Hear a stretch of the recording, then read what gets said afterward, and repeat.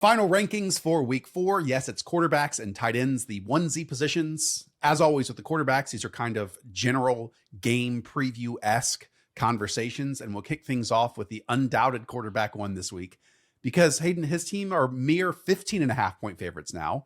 It is Josh Allen, the Buffalo Bills, at home against the New Orleans Saints. They're projected for 5 more points than anybody else in the NFL. Chase Young, the Saints' #1 edge rusher, still not practicing with a calf injury. I mean, I don't even know what else I can possibly say right now. Like Josh Allen, the offensive line, their ground game, everything's clicking, and they're doing this without like a true alpha wide receiver 1 right now. So it's like, it's a well-coordinated offense. Josh Allen's playing out of his mind, and I don't know what's going to change. On that comment of alpha, I think Josh Allen was either on a podcast or a press conference this week, was asked like what changed in terms of him taking the next step. And he basically said, Joe Brady finally drilled it into my head that I don't need to target one person. Yeah. And that made me play more free and I can target anyone at any time versus just having it predetermined in my head. And yeah, have a superhuman who can just play freely is pretty good. 32 projected points here. The only fear is that they don't have to push the pedal for 4 quarters. Yeah. Because I mean, Seattle didn't last week, you know, right? Like all those guys, the entire offense set for the entire 4th quarter against the Saints team. For sure. But what does that mean? That means they scored a lot of points in the first 3 quarters. So correct. I'll take my chances. Okay. Lamar Jackson is your quarterback 2. This is at the Kansas City Chiefs. Everyone knows that this is not the first or last time that Lamar Jackson has faced a Steve Spagnuolo defense. They are 2.5-point favorites on the road right now. Yeah, it's supposed to be a close game. Ravens team totals at 25.5, 6 most on the week. Like you said, these teams have a history. One thing I wanted to note real quick is Lamar Jackson's not running the ball as often as he has previously before Derrick Henry has arrived. It's only 52 rushing yards per game, which is still a ton. But the Chiefs have allowed the second most quarterback carries this season. Herbert, Hurts, and Russ have all taken off plenty. And the last time Lamar Jackson faced the Chiefs, you know, he had 16 carries for 122 yards. That was a game with Derrick Henry. So yeah. And then I know that they haven't been winning games, but Lamar Jackson, it's a career high 9.6 yards per pass attempt. Whenever they're dropping back, it has largely been working. I think that the Chiefs defense has lost a lot of pieces over the years. And I'm hoping that the sack rate problem that happened last week is just not sustainable with the Chiefs defense. I don't think has as many dudes up front as the Lions do. Right now in the underdog pick'em lobby, his higher lower for rushing yards is just 46.5 at this point. I actually think he averages something like 80 rushing yards per game against Steve Spagnuolo defenses. 80. Yeah. I like that. I think they kind of need it. And I don't think that the Chiefs linebackers, he definitely needs it in this matchup. Like, I don't think Yeah. he's ever thrown for multiple touchdown passes against the Chiefs since 2018. So it's always a game that highlights his rushing ability and escapability and winning off script. Jalen Hurts is your quarterback 3. This is at the Tampa Bay Buccaneers. Another quarterback that has faced a defensive coordinator in very hit or miss fashion previously. But here, the Eagles are 3.5-point favorites, and in 5 career starts against Todd Bowles, he has completed 59% of his passes, 6.2 yards per attempt with 5 touchdowns and 5 interceptions in the air. Yeah, he still runs on them pretty well, and that's where I kept landing on. Like, I wanted to move Hurts down because of the matchup, but at the same time, like, he still gets it done on the ground as a scrambler. He did take 6 sacks in this matchup the last time that they faced, so it's not even just the pass attempts and the interceptions. Like, they flush him out of the pocket, they get him. I'm just hoping that they look at the Bucs defense and be like, we're not going to be able to run the ball as much. And those go balls seem to be working pretty well, and that they're just going to take their chances here. But like everything about this historically, you'd be knocking Jalen Hurts down. And then also just note the offense in general, just like a little bit awkward with their pass protection rules. So it's not even just that Lane Johnson missed this last game with the stinger stuff. Like there was just like some weird things in that pass game in general that I didn't love with the new offensive coordinator, but too good. I can't talk negatively about the Eagles with a straight face. But I do think that Lane Johnson has practiced all week. Yeah. Yeah, it was a stinger, so it's like a temporary issue. Hopefully they throw the football more than 10 yards starting the first quarter instead of the third quarter this game. It would work. Yes. I totally agree. Good players doing good things down the field is absolutely possible. Yes. Justin Herbert is your quarterback 4. This is at the New York Giants. They are also favored on the road by 6.5 points. There's a lot of those this week with a team total of 25 here. Hey, my thoughts are this Giants defensive line that they invested so much in order for this one to like be close, even if we are somewhat excited for what a Jaxson Dart led passing attack and offense can be, that Brian Burns, Abdul Carter, Kayvon Thibodeau stuff, Dexter Lawrence has to perform at a really high level. And maybe part of that is, don't play Abdul Carter 40 snaps off ball like they did last week. I was thinking about that. I'm like, I wonder if they don't need 3 edge rushers like this. Maybe they can, use a different player. But it's what they're rolling with right now. With Herbert, I think he's underrated in fantasy because he's been like a dud for the last couple years in fantasy. But this is just a totally different environment. Like, obviously, number 1, clearly in neutral pass rate. They're projected for a bunch of points. They have a great left tackle with Joe Alt right now. And they got better weapons than before, a very well-rounded skill group. And then he's also career high rate in running the ball. So he's got a few highlight scrambles and I think a couple design stuff into pinch. And then New York's allowed the 2nd most pass yards per game. So I think just might be a little bit underrated. And with some of the other elite quarterbacks down with injuries, I do think that a top 5 ranking is justified. And don't get me wrong, like Brian Burns has played incredibly well. Yep. Again, you would like to think these edge rushers could make good on a backup right tackle playing for the Chargers and other backups along the offensive line on top of that. But we'll see. Next is Patrick Mahomes as your quarterback 5. He has the 7th highest deep throw rate in the NFL this season at 14.3%. I think 120% of those have gone to Tyquan Thornton so far. And unfortunately, only 4 of the 15 have been completed so far this season. Yep. Hopefully Xavier Worthy's ready to go. It sounds like he's going to play, and that should help out that stat. He's definitely intentionally throwing the ball down the field, which is how you get the Patrick Mahomes, like top 5 fantasy quarterback stuff. He's also running the ball like crazy out of necessity because they can't run the ball normally. So all the stuff has like been fine for Patrick Mahomes. Like the offense has not been pretty. Somehow, if you look at it again, they're still like top 10 in EPA and in success rate. I don't even know how that's even possible with what I've seen on film, but this is still like a generally decent offense. The Ravens defense has some major issues. Kyle Van Noy, their edge rusher, they've had 3 defensive tackles. They're all not practicing. I think that we've seen some weaknesses from the secondary on top of that as well. So yeah. And I think that Tyquan Thornton is like better than fun role player. Justin Watson and those like the other guys have been running these routes. Tyquan Thornton is better than those guys. Yeah. Reeves pointed out in the worksheet that Mahomes is actually quarterback 22 in passing points per game so far this season.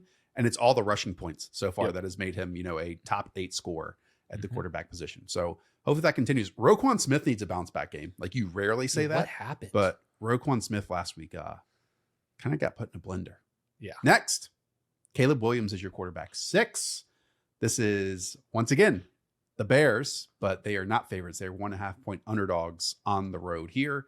Caleb was not sacked for the first time in his NFL career last week. And that was nice because when he's kept clean in the pocket this season, he's completing 67% of his passes with a boatload of touchdowns, 6 touchdowns compared to 0 interceptions.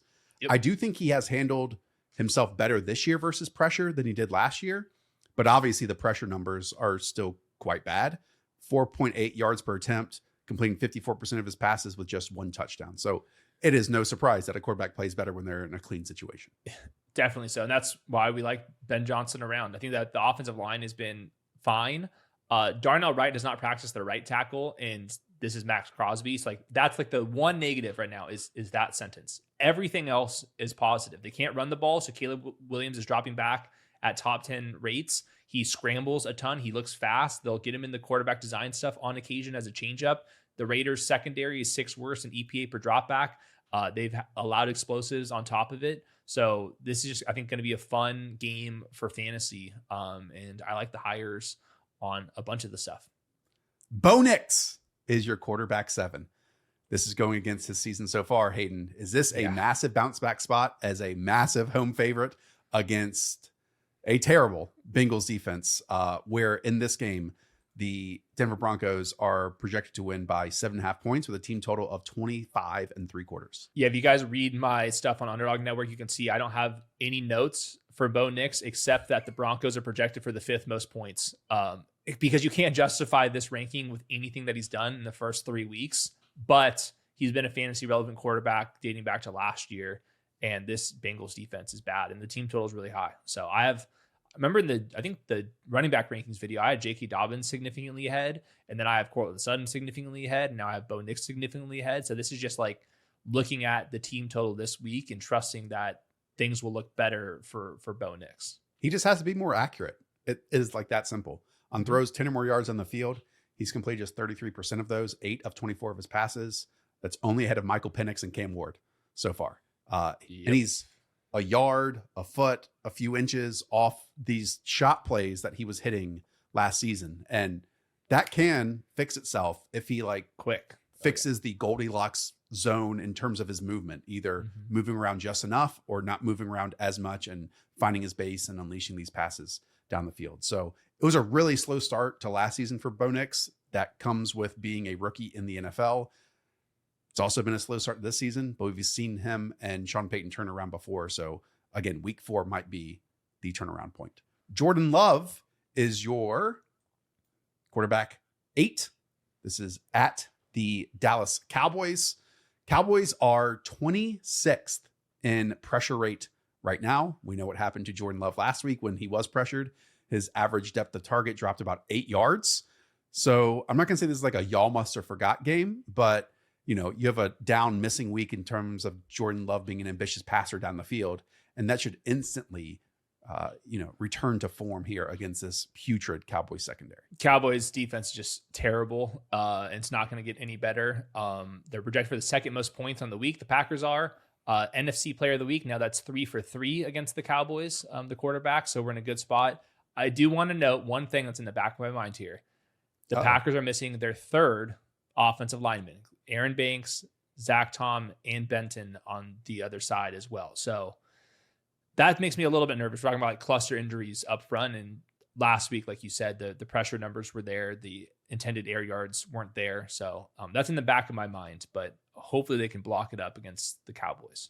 Cowboys defense has allowed Jalen Hurts, Russell Wilson, and Caleb to all be top 8 scorers. Next is Justin Fields. You're expecting him to play this week. You're expecting Brock Purdy to play this week. You are not expecting Jaden Daniels to play this week. And those are kind of the 3 quarterback injuries we're dealing with at this point. Justin Fields, because of the uncertainty, is quarterback 21 in consensus rankings. But again, he's your quarterback 9 here against the Miami Dolphins defense. Team total's up to 21 points, which is actually pretty dang good for Justin Fields offense. It's because they're playing the Dolphins. The Dolphins have led an EPA per dropback. They're dead last there. They're 2nd worst against fantasy quarterbacks. And then if you look into it, Daniel Jones had 2 rushing scores on 26 rushing yards. And then Drake Maye had 31 rushing yards and a rushing score as well. So they haven't been able to stop the pass, the run, anything. So I get nervous ranking Justin Fields ahead of consensus, but I think this one's justified. Well, you're ranking him ahead of the quarterback 4 on the season, and that is Daniel Jones, who is your quarterback 10 here. This is on the road against the LA Rams. We knew that Daniel Jones could do it against bad defenses, and then he did it against a good defense in the Denver Broncos. I will add here, though, that there is no Matt Gonsalves at right guard, I believe. Yep. And so they're down one of the starters. And look, this team has been basically pristine when not pressured. And Daniel Jones has overcome like the 4 or 5 pressures he has. This Rams team can also rush the passer quite a bit. I'm not saying it's going to come down to one offensive line spot, but that could make it a bit trickier than it has been in recent weeks. For sure. The Rams secondary, though, I do think is like sound on the whiteboard, but there's like missing like difference makers back there. Nikello Witherspoon, their cornerback 1, is not going to play in this one. So yeah, I think Daniel Jones has played well. If I was like going to project the Colts offense rest of the season, like 8th, 9th, 10th in the league would kind of be where I'm sitting. And that's where I have him in fantasy. He gets like some pushy goal line opportunities as well. So like that's another little wrinkle. It's not like that he's just fast in open space. Like he might get a couple goal line scores throughout the year as well. Yeah, I think he had 2 or 3 in the opening 2 weeks of the season on top of that. Yeah, when Shane Steichen pulls a lever, either motion or play action, they're averaging 9 yards per pass attempt. Again, on the pressure stuff with the Rams, they don't blitz often, but when they do, they actually get home at the highest rate in the NFL. And then they can also just get home by rushing 4 on the field. So I'm really excited. This is a really fun matchup. And I don't know if I would have been as excited, prior to week 1. These two offenses do some really, really cool stuff. And both quarterbacks are playing at a high level. That's for sure. Next, you have Marcus Mariota as quarterback 11. Again, you're projecting him to fill in for Jaden Daniels, who was already ruled out, did not practice on Friday. And this is a nice matchup for him once again against an Atlanta Falcons defense. Yeah, so he's had 62 dropbacks over like 3 games largely. In those games, he's averaging 9.2 yards per attempt through the air. And then he has 34, 56, and 40 rushing yards. Like, that looks like a quarterback 1 in fantasy right there. Like, I don't fully trust those numbers, but like, this is an offense that he is suited for with Cliff Kingsbury. No AJ Terrell for the Falcons. No Terry McLaurin. It's just called out a wash on the perimeter. But I think you're just going to see like a fantasy friendly offense in general. And the Falcons defense is like, I think, solid and improved, but I don't know, man. I think it's kind of a little bit of a fugazi, like the numbers versus like the actual on-field talent. He was a bit chaotic last week, I felt, especially in the rushing game. They did some really cool stuff, but when he would tuck it and run, he had a fumble, I believe, if I'm not mistaken. I think that popped up on the film when I was watching. But still, like, he can have areas where he wins, and then Cliff accentuates those, and they have so much speed. And then the rushing game last week was just so diverse in terms of the blocking, the formations, the personnel grouping, all that stuff. So it's a fun watch when you can tell someone like Cliff feels like he has to extend himself as a play caller in terms of pre and game planning a matchup. And that's what he's doing here with Marcus. You always hear about summer being the best grilling season. No, I'm here to tell you it's fall. It's like that crisp 60 degrees when you get off of work, feeling just that simmer of heat from the flames from your grill. And the best place to help you with that is Omaha Steaks. Yes, Omaha Steaks offers unrivaled quality and variety, and every bite is backed by their 100% guarantee. And it's also the perfect time to stock up with exceptional handcrafted flavor and convenience of Omaha Steaks, that they come straight to your door, and you can put them directly in your freezer when you don't have time to go to the grocery store or pick up new items on your way home. So get fired up for fall grilling with Omaha Steaks. Visit omahasteaks.com for 50% off site-wide during their Red Hot sale event. And for an extra $35 off, use promo code THESHOW at checkout. That's 50% off at omahasteaks.com and an extra $35 off with promo code THESHOW at checkout. See site for details. Okay, Drake Maye is the quarterback 6 in points per game right now, and he's your quarterback 12 against the Carolina Panthers defense. What's going on here? Well, I didn't know this, but the Panthers defense has been good through the air. Did you know this? The 4th best in passing EPA allowed, and then 2nd best against fantasy quarterbacks. It's a very small sample size. I don't fully believe in it, but they face Michael Penix and Kyler Murray and Trevor Lawrence. Those are the 3 quarterbacks they faced. Yeah. I think the Patriots offense is like got obvious limitations on where this thing can go, but it's like largely been well executed. Their left guard, the rookie Jared Wilson, isn't practicing too. I think Drake May's played good football too, and they're expected to score a lot of points here. I think they're going to try to get it done with the running backs in this one. Just the Panthers, like such a bad run funnel, I was only being sarcastic. My thoughts on the Panthers defense is their outside corners, especially J.C. Horn, playing at a really high level. Very good. Mike Jackson's doing very good. Trevon Moehrig is now a fun, like crashing the box. They do play a whole bunch of single high looks. They rotate into those. And so this could be a big Kayshon Boutte play game in terms of one catch down the field. Yeah. But at the same time, I think the Panthers linebackers are absolutely dreadful. And then they're down 2 veteran edge rushers. So their 2 rookies will likely have to start. So I wouldn't be surprised if it's a heavy dose of running back, as you're saying. And then also tight end with Hunter Henry. And we'll have that ranking a bit later on. I mean, that's the entire offense of the Patriots right now. It's like all tight ends and backs, which I think it's also plays scrambling for Drake Maye. I think he's going to do that in this game too. Yeah, maybe I need to move him up a couple spots, but this, like, all these guys are fairly similar. Drake Maye grew up a Panthers fan. just down the street at Myers Park High, coached Well, by then let's move him up. Put him ahead of Fields for all I care. This is the legendary Josh McCown. Just 25 and a half rushing yards here for Drake Maye. I mean, he grew up watching Cam Newton. He's going to try to, maybe we'll do one of these. Maybe he'll dab afterwards. I mean, Drake, please dab. Drake, when you get a rushing score, do one of these and dab. You have to do it, buddy. Yeah. He's going to like post his post-game stuff in that font too. Oh, it's so good. Okay. Matthew Stafford is here as your quarterback 13. This is against the Indianapolis Colts. Hayden, I went to look at this. Week 14 of last season was the last time he scored inside the top 13 overall quarterbacks. Wow. And it's what you're anticipating here in week 4. Yeah. I mean, that just shows you the value of the rushing production. Yep. But they're projected for the 4th most points of the week. The Rams are as a team. So I can only rank him so low off of that. It sounds like Devontae Adams is going to likely play through his hamstring injury.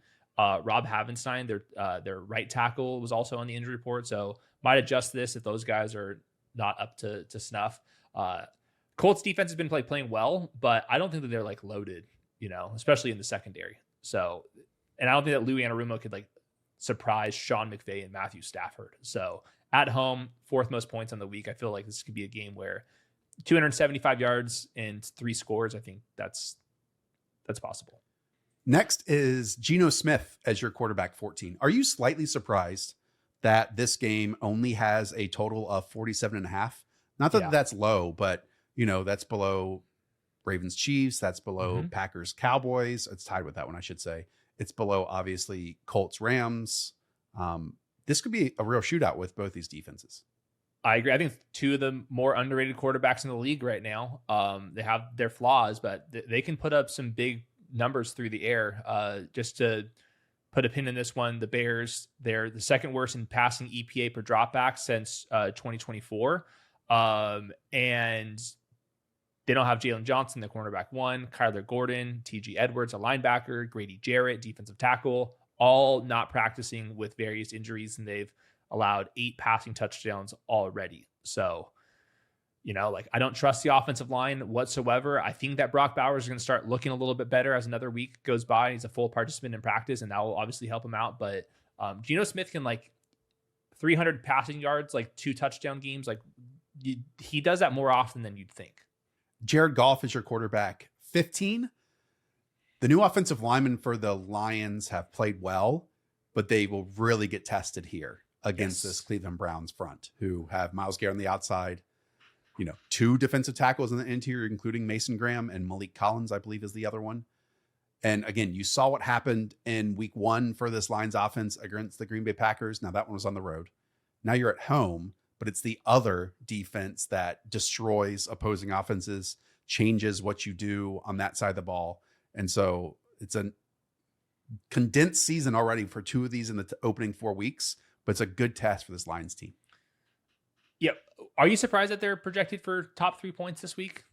Yeah, that's why I'm struggling. I don't like to not use the consensus rankings for the betting markets and team totals and stuff. This one feels a little bit odd to me. He doesn't run to make up for it, but maybe they think it's just that much different of Goff outside on the road. I understand it's September, but against Green Bay versus at home in a dome against the Browns, because it's not the same exact pieces and they do different things.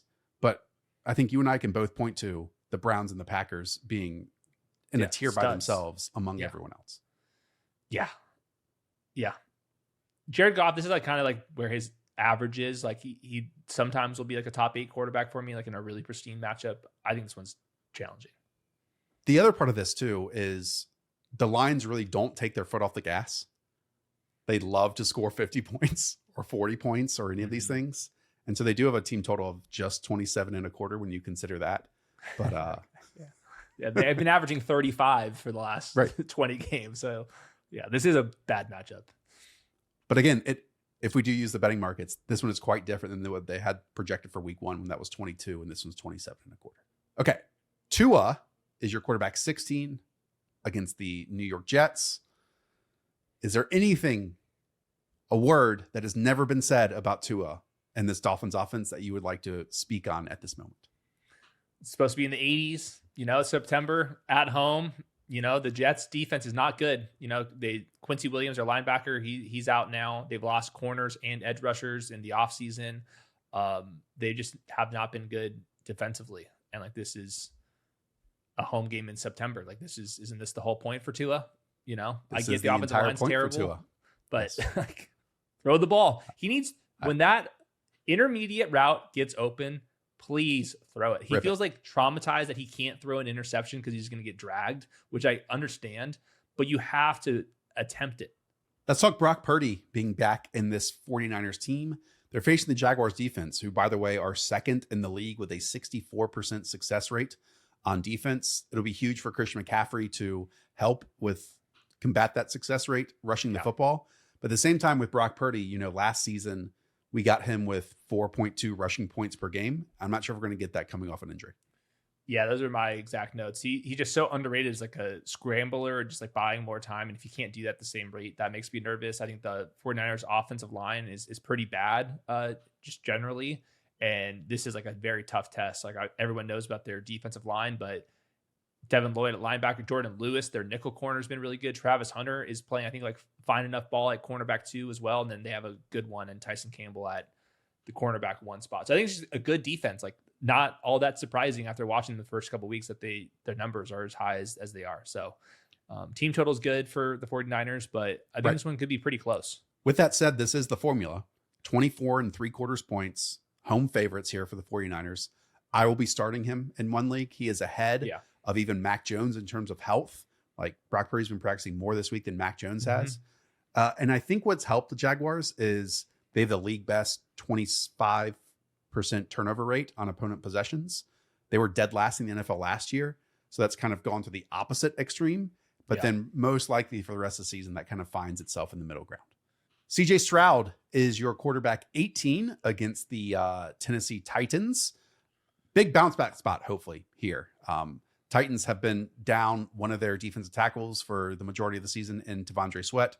Jeffrey Simmons can wreak havoc up front. Yes. This Texans offensive line still struggling to pick up twists and stunts. It just doesn't look nearly as easy as it did during CJ Stroud's rookie season. It's kind of gone downhill since then. Yeah, definitely so. And CJ Stroud has more control of the offensive line, pre-snap, setting protections and stuff. That has not solved all the issues, he's still probably making some mistakes in the first year doing that. So yeah, Jeffrey Simmons has me a little bit nervous here, but the rest of the Titans defense, I don't think it's that intimidating. So Texans are 17th projected points this week. That's kind of where I'm sitting at with this fantasy ranking. Adds a little bit on the ground, but not much. So yeah, he just needs the explosive play to Nico Collins in this one. And then Christian Kirk, watching his tape, was not all that impressive. First game back with a hamstring injury. Hopefully that looks a little bit better, but the rookies were supposed to be out here balling out. We haven't seen much from them. And then Christian Kirk, if these guys are just replacement level guys, that's not part of the formula for CJ Stroud to become a quarterback 1 in fantasy again. Really missing Tank Dell on those sick timing out routes. Yeah. I don't want to minimize it just to that, but that was such a layup for him and CJ just to pick up a chunk of 12 yards. Yeah. That just feels non-existent. They tried to run a double move with Jaden Higgins, and to me, once again, he kind of got stuck in the mud on that. We can't be doing that stuff. You got to get him in a straight line. If one of these rookies does step up, that would do, I think, wonders for this Texans passing offense. But that might take some time. It always does.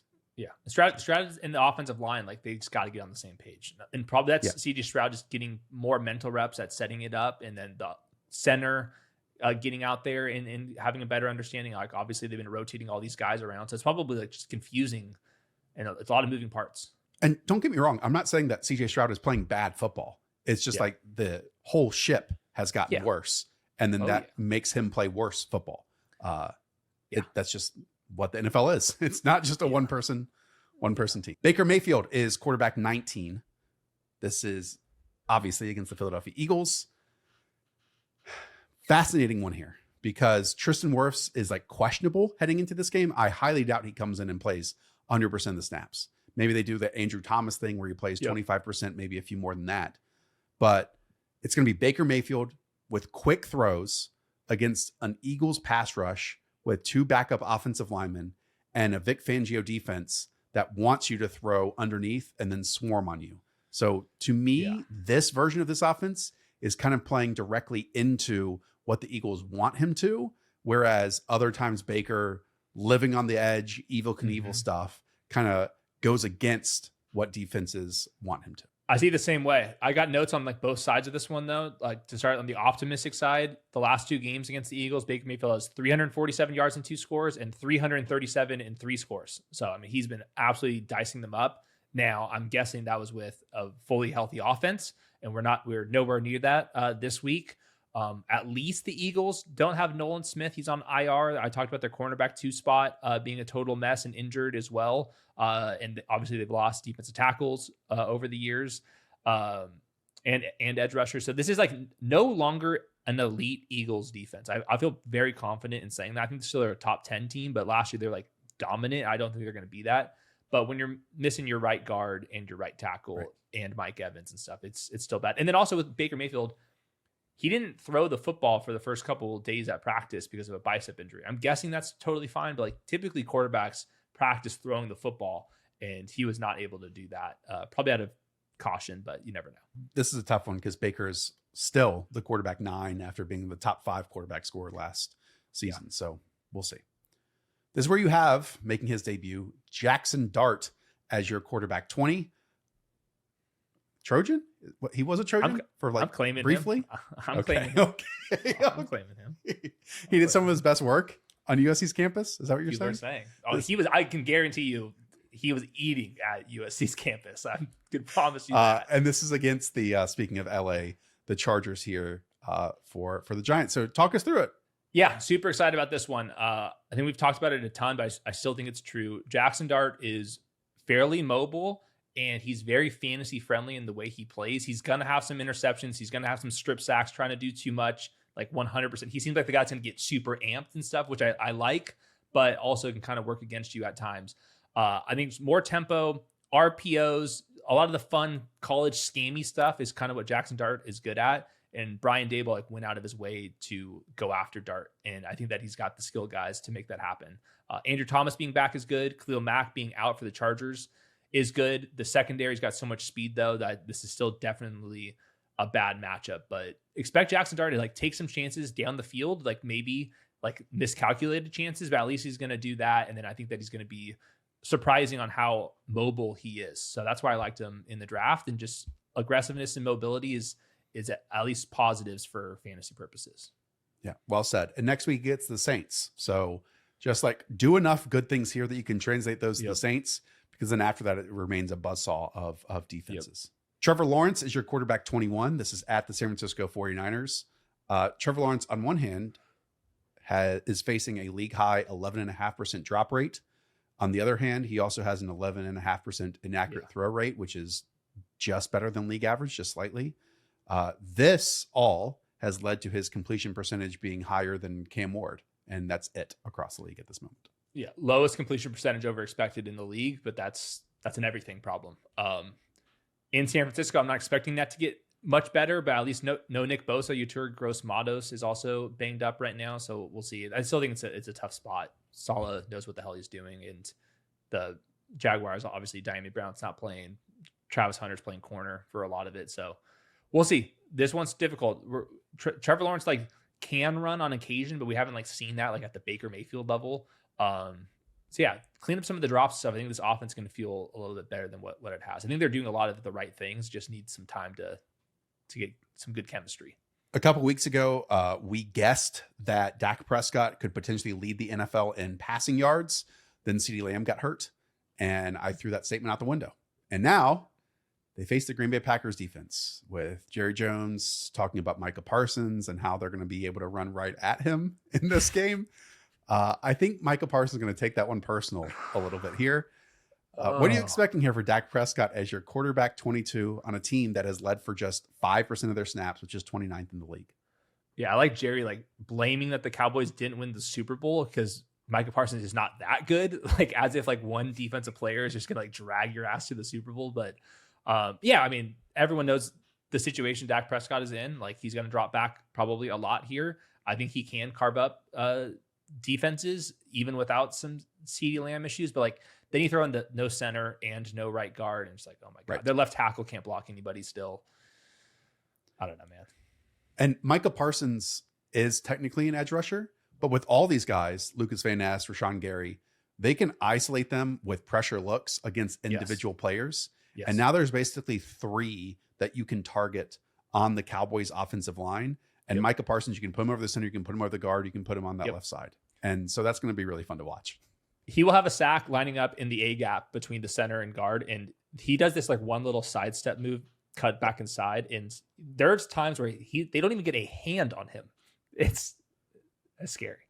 I want to look up what Micah Parsons, if he has sack numbers. Oh, I'm sure it's like minus 0.8x in the pick'em lobby right now. It's gotta be. His sack, higher is at 0.84x right now, just for a half sack. But Hayden, if we want to take it to 1.5, that's at a 2x ladder over on Underdog. By the way, if you want to support us, go support the Dog app. Use promo code the show. Click the link in the description down below. And if you play $5 for the first time in 41 of 50 states that we're in, then you'll get $100 in bonus cash given to all of you. Go and try it for the first time. Plus, we have obviously Battle Royale drafts going on at all times. Bryce Young is your quarterback 23. This is at the New England Patriots. Christian Gonzalez most likely playing in this game.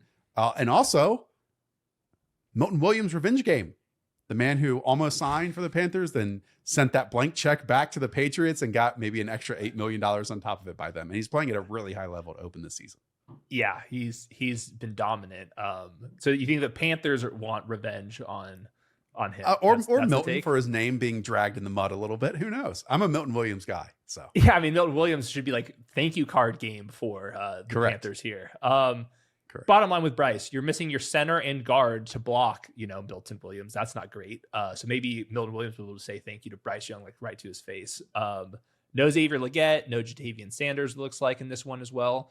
So it just comes down to, as it always does with Bryce Young, fourth quarters, the thing is, it's not opened up the way you'd want to, but Bryce Young could get it going when trailing. And I think that's what is expected in this one. He's losing a lot of key guys around him. So yeah, I mean, Bryson Tremaine might run the second most routes for the Panthers this week. And I thought that was a tight end. You did think I thought he was a tight end out there, man. You did think he was a tight end. Okay, Carson Wentz is here as quarterback 24 in the early window, 9:30 a.m. Eastern on Sunday morning. I finally watched the Carson Wentz stuff. I thought it was quite bad, to be honest, but it might not matter against the Pittsburgh Steelers and their defense because they've been abysmal to open the season. And he gets Ryan Kelly back at center this week. He gets Kelly back, but their first round guard is going to be out. Darisaw is like the most important one. He's their left tackle. He's going to be playing in this one. On the other side of the ball, there's some injuries for the Steelers. Joey Porter, their outside corner, has been limited with the hamstring injury. He's been out. And then Alex Highsmith, their edge rusher, he's not going to play in this one. So the Steelers defense, third worst against fantasy quarterbacks. You might think that's a schedule related thing. They face Justin Fields, Sam Darnold, Drake May so far. So I don't think that Carson Wentz is like a fantasy starter, but I do think that they could like open up the playbook in a little bit different ways than what they were doing with JJ McCarthy. And I'm not sure. I think you should watch our live stream instead of this game. I don't think it's going to be like the most fun game. Michael Penix is your quarterback 25. This is a real test for Zach Robinson and company if they let outside noise influence their game planning at all, which sometimes might be a good thing. Maybe in this case, maybe less pistol, maybe more slot snaps and slot receptions for Drake London. And on top of it, can Drake London see the middle of the field? Question mark. Yeah, I've always wondered why teams don't use the pistol more because like Lamar's been so good at it. Like the reason is like I think that next gen stats and the chip people have been studying it is the mid-level defenders on play action do not bite as long because there's like less time to the play action point. So like that entire time under center to the play action point, you're coming forward, where in pistol, it's over in a second. So I think that's like the actual answer. Either way, he needs to throw with more accuracy. He needs to attempt throws over the middle. And then even when he does do that, he's not going to add too much as a scrambler. And I do wonder if all of this like hesitancy in the play calling and Michael Penix is just the right tackles out.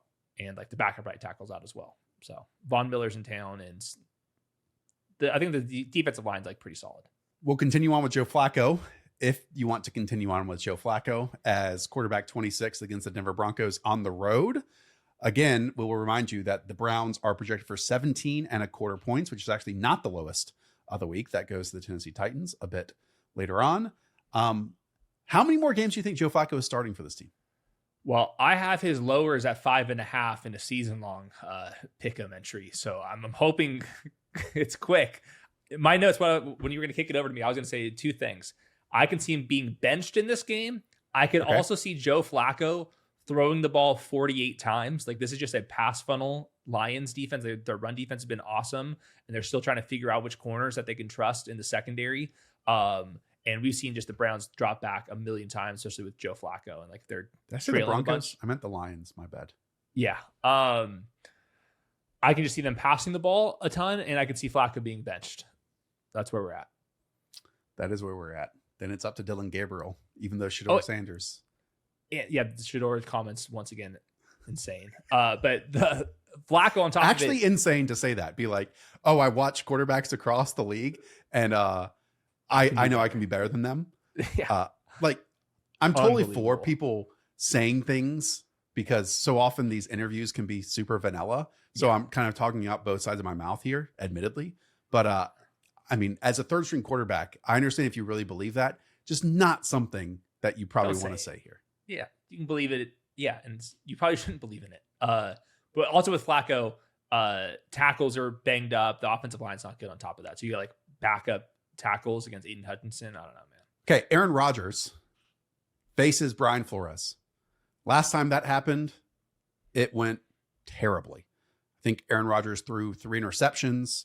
He was terrified of getting hit free and clean. And so he just dirted a whole bunch of passes on top of it.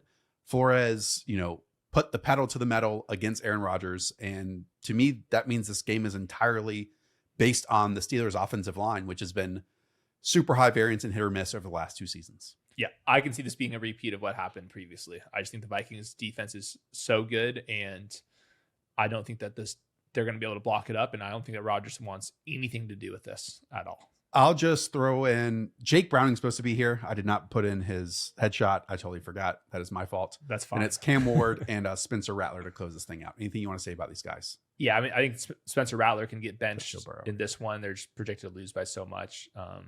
You think Rattler gets benched? No, I just think it's possible. I when you're down by 16 points, we want Rattler to start though.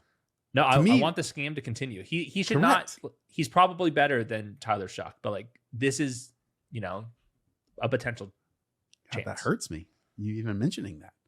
We like Rattler. He's good enough on a really bad team to play a whole bunch of plays. When you're projected for 16 points, the bench risk does exist.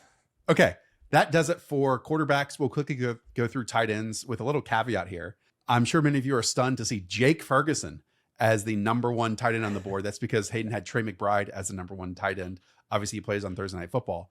But Hayden, the usage would point to Jake Ferguson being the tight end 1 this week. Last week after CeeDee Lamb left, 17.8 expected half PPR points. That's insane stuff. And I think that if Dak Prescott feels like he's under pressure a ton and doesn't want to just get sacked by Michael Parsons the entire game, what do? You throw 4-yard hitch routes and little quick outs to Jake Ferguson. So he's the old reliable in this. I might move Brock Bowers ahead of him. I want one nice good little report on him to make sure he's fully back because he didn't look fully himself. But I think that Brock Bowers and Jake Ferguson are the top 2 guys in terms of just expected volume this week. Only thing with that is Jake Ferguson was seeing a whole bunch of Zach Bond, who was awesome in coverage recently too, and has always been since he's joined the Philadelphia Eagles. Yeah, you mentioned Brock Bowers. Then we'll go Hunter Henry as your tight end 3. We talked about this on the wide receiver show that he'll probably see a good amount of Trevon Moehrig, but when he doesn't, it's these Panthers linebackers that are total garbage. And this is just where the Patriots are funneling a lot of their passes is to Hunter Henry and to the running backs. That is a Josh McDaniels way. He's a tight end 1 this year on tight end 2 overall usage, Hunter Henry. And last week was the most expected fantasy points any tight end has had this entire season. So he's just a focal point of the offense. They just don't have wide receivers to throw the ball to. So it's a bunch of running back and tight end targets. And he still looks fine out there. Next 3, Juwan Johnson, Tucker Kraft, Tyler Warren, obvious starts. Yeah. Then we go to the next tier, 7 through 12. That's Dalton Kincaid, Zach Ertz, Mark Andrews, Cole Kmet, Travis Kelce, and then Sam Laporta at 12. Anything you want to add about any of these names? Yeah. So with Kincaid, it's just hoping for a touchdown. He's still at 62% routes, but that's been a fine enough thing so far. Zach Ertz, he gets the bump without Terry McLaurin. Also, like you said, Noah Brown is out. John Bates, their blocking tight end, he's out. So like he's just going to be out there a ton. Like they desperately need him. And then let's stop and do Cole Kmet. I'm obviously expecting Colston Loveland to miss with this ranking. If that changes, I'll move him out. But the Bears offense looks good. Cole Kmet is like a fine enough NFL starter, and they're passing the ball a ton. And I don't think that the Raiders linebackers and safety group are any good right now. So he is like the underrated play. I played him in the pick 'em lobby. I will continue to do so. And you can do a lot worse if you're dealing with tight end injuries or just a couple busts that I think that you can like plug him in and play in this one. Next group, Brenton Strange, Harold Fannin, Cade Otton, who's gotten some buzz because Mike Evans is out. Yeah. Your thoughts? Yeah, I had to look it up. Cade Otton, 3 games without Chris Godwin and Mike Evans last year. 9 receptions, 81 yards, 2 touchdowns. 8 receptions, 77 yards and a touchdown, and then 5 for 35. Now, this is different because no Liam Cohen, no elite offensive line. Emeka Egbuka is back out there, but those are spicy numbers. That's for sure. Then Kyle Pitts, Geno Smith, T.J. Hawkinson, and we'll close things out with Dallas Goedert and a name who's first here that I don't even have a name attached to. This is Oronde Gadsden, who sat out the first 2 weeks and was inactive for the LA Chargers, rookie out of Syracuse, then steps in week 3 and gets like 7 targets, is incredibly productive, and he's more of your receiving tight end and already looking like one of these hits at that profile when a lot of them miss. I want to call my shot on Oronde Gadsden. I don't know what that means for fantasy, but I think that like in Dynasty, this is nice. It's somebody like when we go back and watch the All 22, I want to like go watch him specifically. There's a really weird prospect that he was pretty much a slot wide receiver, like labeled as a tight end in a Syracuse offense that is like apparently like getting these guys ready to go. Like we've seen like Quint Allen and Oronde Gadsden from that offense, like be like NFL ready and prepared. Coaching staff and Herbert talked about Gadsden at the press conference and like really touted him. And I thought he looked good on a variety of different routes. And you mentioned that the Chargers were using 10 personnel a lot. I think that they can do 10 personnel in 11 personnel with Oronde Gadsden, and he's just basically another slot wide receiver. So he's a fun player. And I just wanted to mention, like, this is kind of a deep tight end 2 group. Like, I feel like kind of fine about all these guys. Like, they're not like, we're not talking about 60-yard guys, but I think all of these guys are like pretty important pieces of their offense. Like we kind of go like 20 deep. Chargers, if you guys tuned into Stats versus Film, running 10 personnel, 14% of the time. The next closest is at like 2.5%. Wow. So they are spreading it out and letting Justin Herbert attack every single blade of grass. All right, that does it. I want to remind you that we know that there's an NFL game on Sunday morning at 9:30 Eastern. We also have the live show here at 11 a.m. Eastern, most likely, for your start set questions. We answer about 200 of them before we get going, and it's all about you. So join us, and we'll, give you some more promos and discounts and all that stuff on the Underdog Pick'em lobby and unleash those like the witching hour, 3:00 Eastern that day as well. Cool. Let's do it. All right. Thank you all for tuning in. Shout out to Weaves and Moshe behind the scenes. Talk to y'all soon.